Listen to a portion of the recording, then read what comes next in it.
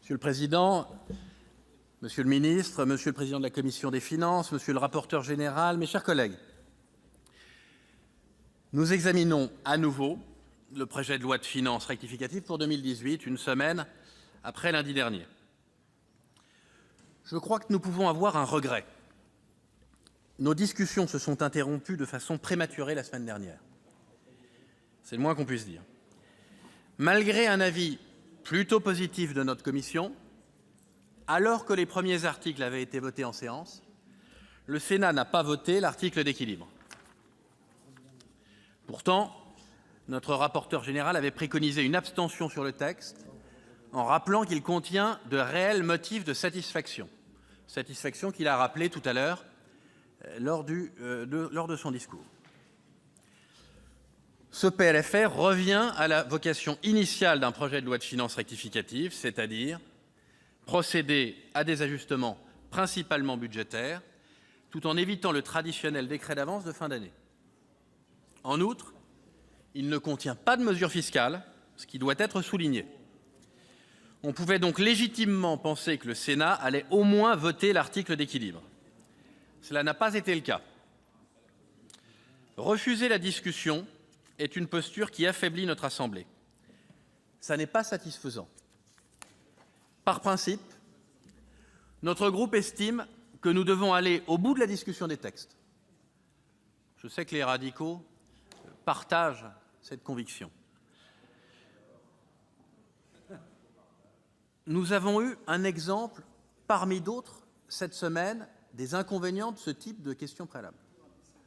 En 2016, vous vous en souvenez, mes chers collègues, moi je n'étais pas là, notre Assemblée a refusé de débattre sur le PDF 2017. Nous avons laissé passer sans discussion une mesure notamment importante sur la fiscalité des indemnités des élus locaux. Et 2 ans après, nous avons le retour de bâton de ce manque de dialogue. Et évidemment, 2 ans après, c'est un peu plus compliqué de résoudre les problèmes à froid que de les résoudre à chaud. C'est un exemple parmi d'autres. Sur ce PLFR, je crois que la remise en question du financement interministériel des OPEX, des opérations extérieures et des opérations intérieures, méritait un débat devant la représentation nationale. Nous étions plusieurs d'ailleurs, avec Claude Raynal, avec le président Cambon, à avoir déposé des amendements visant à rétablir cette solidarité interministérielle en ligne avec l'article 4 de la loi de programmation militaire. Nous n'avons pas eu ce débat. Nous ne l'aurons manifestement pas aujourd'hui non plus. Il serait dommage que nous nous servions des débats sur la mission défense du PLF pour refaire le match.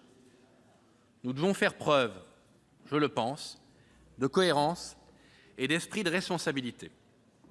Sur la question de la transition énergétique, je partage les interrogations de nombreux collègues sur l'affectation de l'excédent de TICPE au budget général. Mais encore une fois, nous n'en débattrons pas publiquement alors que l'actualité commanderait un débat de fond tel que celui que nous avons eu hier. Dans ce contexte, la CMP a bien entendu échoué et nous allons examiner une nouvelle motion tendant à opposer la question préalable. Notre groupe, vous l'avez compris, s'y opposera, au motif que si nous l'adoptons, nous n'aurons jamais débattu sur le PLFR. Pas la semaine dernière, pas cette semaine. Mes chers collègues, il serait dommage que nos débats budgétaires n'aient plus lieu dans notre enceinte, mais se développent sur les réseaux sociaux. À force de dire que les débats au Sénat ne servent à rien, il ne faudrait pas que les Français finissent par le croire. Pour ma part, pour notre part, au groupe des Indépendants, nous croyons fortement à la nécessité du débat parlementaire, à sa temporalité propre, une temporalité qui ne se résume pas et ne doit pas se résumer à 280 signes. Mes chers collègues, c'est la raison pour laquelle, vous l'avez compris, nous ne voterons pas la question préalable. Je vous remercie. Merci. La parole est à monsieur